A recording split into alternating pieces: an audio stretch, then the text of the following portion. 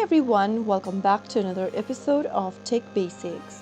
In this video, we are going to be learning how to log out of your Peacock TV website. To log out of your Peacock TV account, first of all open up a web browser and make sure that you're inside the home page of Peacock TV. Here I've already signed into my Peacock TV.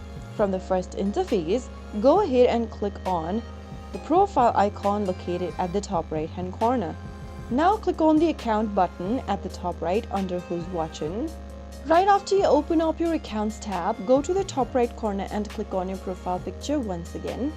And then click on sign out and confirm signing out, and you will then be able to log out of your Peacock TV account. So that is how it's easily done.